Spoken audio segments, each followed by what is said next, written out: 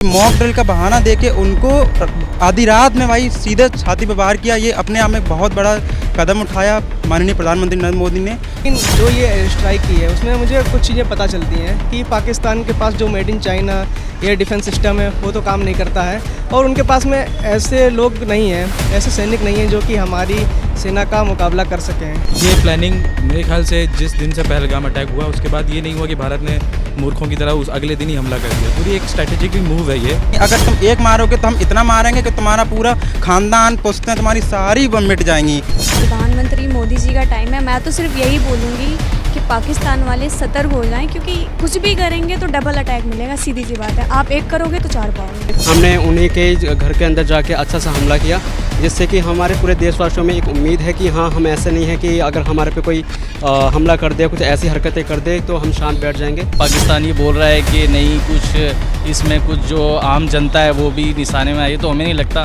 कि Indian army ऐसा कुछ करेगी। भारत पहले, अब ये नया भारत है, घुस के मारेगा और मारा है, और आगे अगर ऐसा कदम उठाया जाएगा तो निस्तनाबूद किया कर दिया जाएगा। एटॉमिक बम है तो हमारे पास भी एटॉमिक बम में चूड़ियां तो है नहीं। आज जब आप सोकर उठे होंगे तो सबसे पहली खबर सुनी होगी कि भारतीय सेना ने ऑपरेशन सिंदूर चला करके पहलगाम हमले का बदला लिया।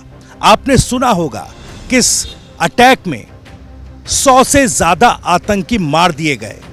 आपने सुना होगा कि मसूद अजहर जो जैश ए मोहम्मद का मुखिया है, उसका पूरा परिवार इस हमले में मारा गया। दरअसल भारत ने वो प्रतिशोध ले लिया, उस प्रतिशोध को अंजाम तक पहुंचा दिया जो प्रतिशोध उठा था पहलगाम हमले में। कई परिवार वालों के सामने उनके अपनों को जब गोली मार दी आतंकियों ने, उसके बाद से लगातार इस देश में बदले की एक डिमांड चल रही थी, बदले की भावना, देश में गुस्सा था, और आज कहीं ना कहीं देश की सेना ने वो बदला पूरा किया है। आपको बता दें कि इस हमले में पाकिस्तान की कमर तो टूटी ही है, कई मोर्चों पर पाकिस्तान जो है उसकी किरकिरी हुई है। सीधे शब्दों में कहें तो पाकिस्तान की थूथू कई मोर्चों पर हो रही है। एक तरफ आतंकी संगठनों पर, जो आतंकी पाकिस्तान में पनप रहे थे, जो संगठन पाकिस्तान में रह करके या पाकिस्तान ऑक्युपाइड कश्मीर में रह करके भारत में दहशतगर्दी और क्रॉस बॉर्डर टेररिज्म को अंजाम देते थे, उनका पूरा पर्दाफाश हुआ दुनिया के सामने।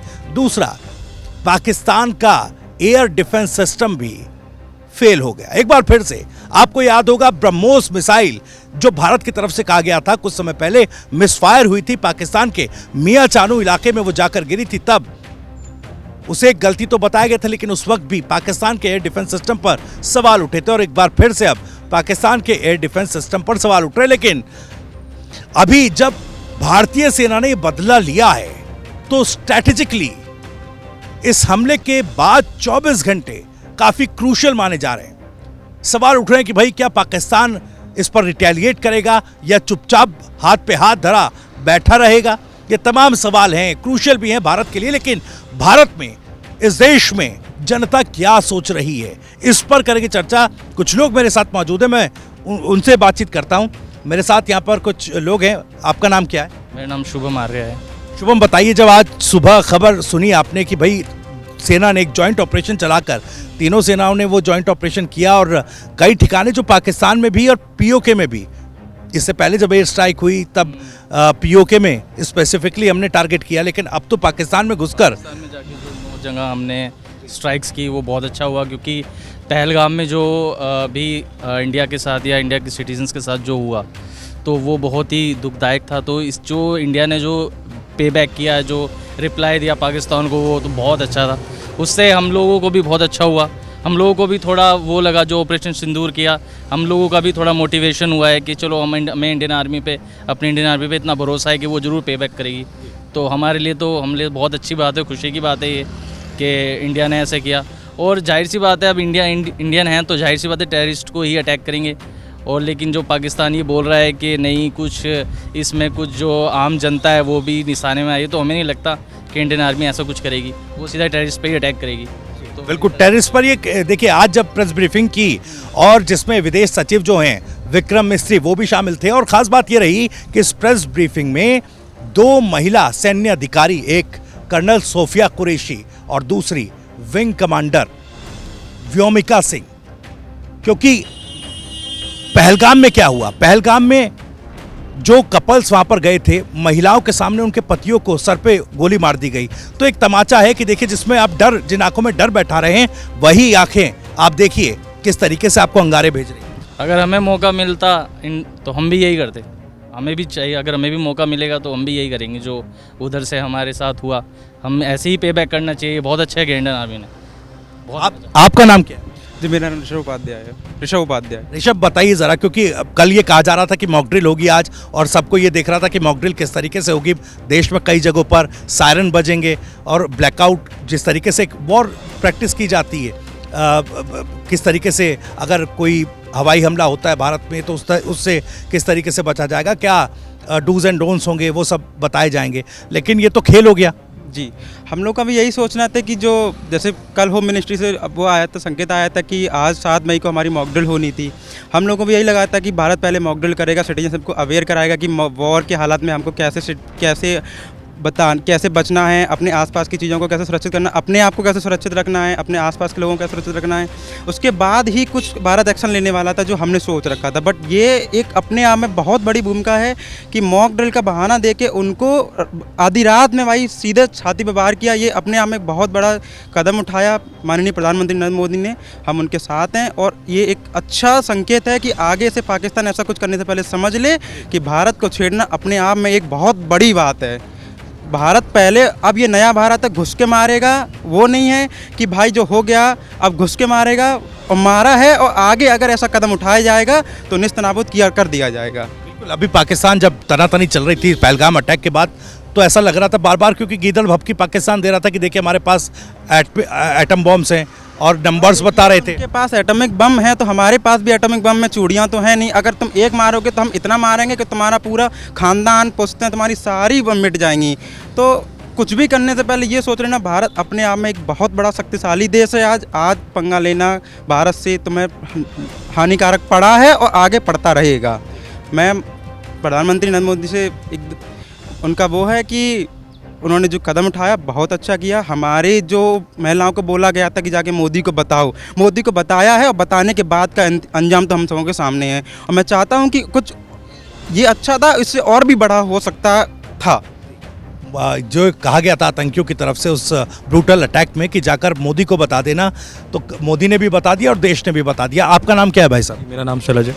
शैलज, पाकिस्तान बार बार धमकी दे रहा था कि एटम बॉम्ब है हमारे पास और भारत कुछ करेगा, क्योंकि भारत आरोप सीधे लगा रहा था कि देखिए आपकी तरफ से आतंकियों को यहाँ पर भेजा जा रहा है और इस तरह की वारदातों को अंजाम दिया जा रहा है। लेकिन अब क्या लग रहा है, इस जो ये स्ट्राइक हुई और मिसाइल स्ट्राइक हुई, पीओके में हुई, पाकिस्तान के अंदर हुई है कई ठिकानों पर, तो क्या रिटेलिएट करेगा पाकिस्तान? क्या किसी तरह का कोई ऐसा डर है, क्योंकि पहले मॉक ड्रिल्स की बात की गई, कुछ ऐसा लग रहा है कि पाकिस्तान भी कुछ कर सकता है? जी बिल्कुल कर सकता है। आने वाले 24 घंटे बहुत ही महत्वपूर्ण होने वाले हैं भारत के लिए, और मुझे लगता है भारत पूरी तरीके से तैयार भी है इस चीज़ को लेके, क्योंकि ये प्लानिंग मेरे ख्याल से जिस दिन से पहलगाम अटैक हुआ उसके बाद ये नहीं हुआ कि भारत ने मूर्खों की तरह उस अगले दिन ही हमला कर दिया। पूरी एक स्ट्रैटेजिकली मूव है ये, पूरे ना कि सिर्फ पाकिस्तान के लिए, मुझे लगता है कि चाइना को भी बहुत बड़ा संकेत होगा ये कि भारत की ताकत का अंदाज़ा वो लगा ले, क्योंकि टेरर को भारत कभी भी अपने देश में नहीं घुसने देगा।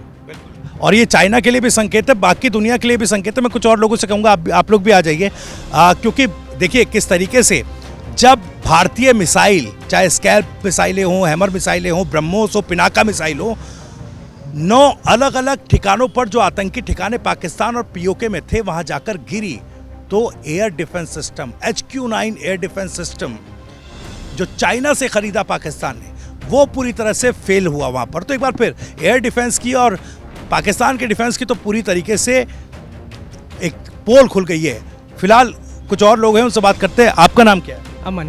क्या किस तरीके से देख रहे हैं हमला हुआ, अब क्या देख समझ रहे हैं, क्या बातें चल रही हैं? जो इंडिया ने स्ट्राइक की है वो बहुत सही की है, क्योंकि पाकिस्तान हम देख रहे थे कि कई दशकों से मान नहीं रहा था। वहाँ से आतंकवादी बुलाए जा रहे थे इंडिया में, कश्मीर में बहुत सारी चीज़ें करवाई जा रही थी।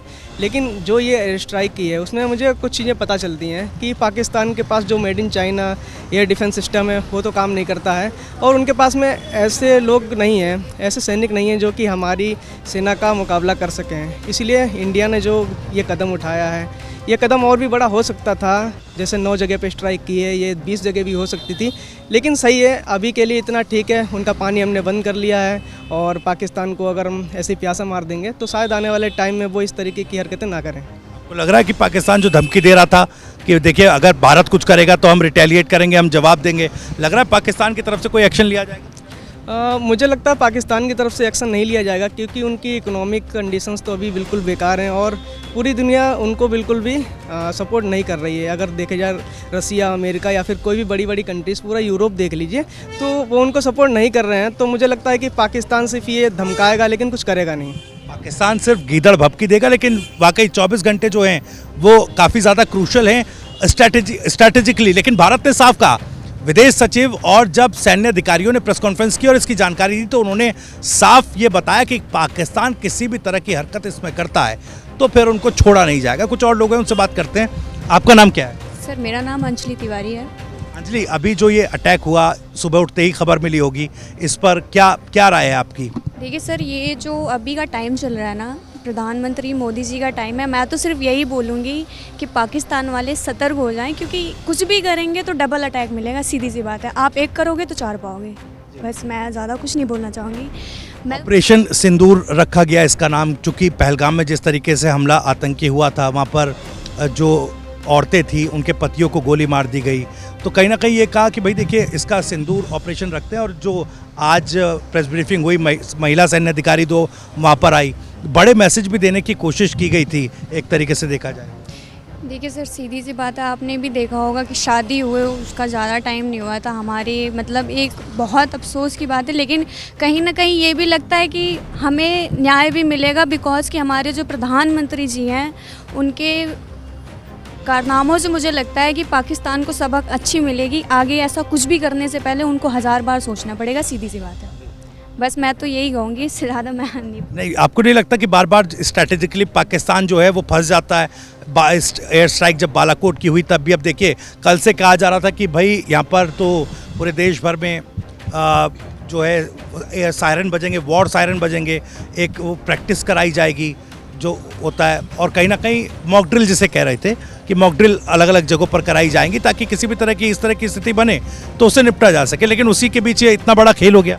एक्चुअली में ना, मुझे क्या लगता है, प्रधानमंत्री जी ने ना इस बार बहुत अच्छा कदम उठाया है। अभी तक मुझे नहीं लगता है, मेरी नॉलेज में, मैं जब से मैंने अपना होश संभाला है मैंने नहीं देखा था कि ऐसा कुछ चीज़ था। लेकिन इस बार प्रधानमंत्री जी जो कर रहे हैं ना, वेल डन, बहुत अच्छा कर रहे हैं। बस चलिए कुछ और लोग से बात करते हैं। आपका नाम क्या है? मेरा नाम चंद्रशेखर है। चंद्रशेखर, बताइए क्या किस तरीके से देख रहे हैं जो भारत ने जवाब दिया है, क्योंकि ये गुस्सा था, आतंकी हमले का गुस्सा था देश भर में था और पूरा देश एकजुट था। बेशक सभी देशवासियों के अंदर गुस्सा था जो भी हुआ पहलगाम में, और प्रधानमंत्री जी ने और हमारे सभी बड़े सेना के जितने भी अधिकारियों उन्होंने अच्छा कदम उठाया।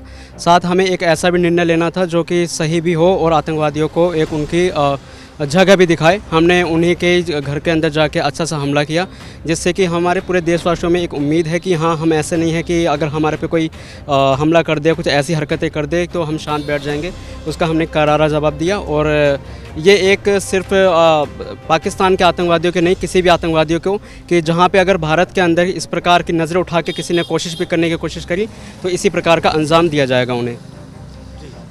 जैसा मैं लगातार पूछ रहा हूँ, कल से हम ये चल रहा था देश में कि हम मॉक ड्रिल्स करेंगे और तमाम चीज़ें करेंगे, लेकिन एक सरप्राइज़ रहा जिस तरह से बालाकोट के सर्जिकल स्ट्राइक में भी रहा। तो वो देख रहे हैं कि हर बार जो है पाकिस्तान इस तरह की हरकत करता है और फिर कहीं ना कहीं अंजाम उसका बुरा होता है। जी बिल्कुल सही कहा आपने। हम हर बार हम यही हमारा भारत की सैन्य नीति है, जिसके अंदर हम किसी को बताते नहीं हैं कि हम क्या करने जा रहे हैं। हम एक तरीके से हमारे ये जो था जो ड्रिल था वो हमारे देशवासियों को सिर्फ यही बताना था कि हम एक तरीके से सक्षम हैं, और हम बाकी लोगों को भी दिखाना चाह रहे थे उस वजह से कि हमारे पास हर प्रकार के हथियार और हम हर परिस्थितियों को झेलने के लिए। उसी बीच के अंदर हमने पाकिस्तान में आधी रात को अंदर ये किया हमने। जो कि देशवासियों में एक काफ़ी उत्साह और काफ़ी ज़्यादा हमारे अंदर वो विश्वास भर रहा है।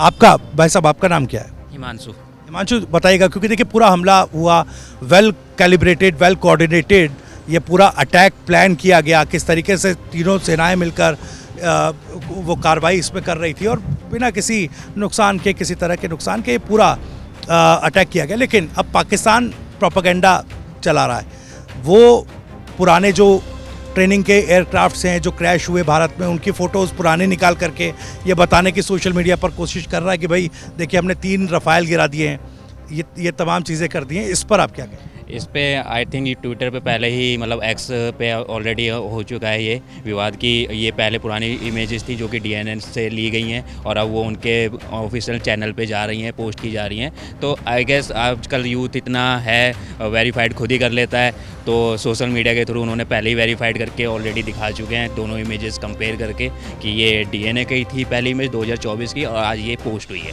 तो वो तो वैसे ही गलत है। और रही बात तीनों सेनाएं, तो हमारी पहले से शुरू से साथ थी, बस एक बार पाकिस्तान को दिखाना था कि हम अभी भी साथ हैं, हम कहीं भी पीछे नहीं हैं। अगर आप ईंट मारोगे तो हम उसका जवाब पत्थर से दे सकते हैं। तो लग रहा है रिटेलिएट करेगा पाकिस्तान? नहीं, मतलब वो गीदड़ भपकिया देगा, पर इतना जहाँ तक है इतना कुछ नहीं होगा। और बाकी अगर कुछ होगा तो हम पहले से सक्षम हैं और आगे काफ़ी देश हैं हमारे साथ में, तो उनकी भी मदद मिलेगी हमें।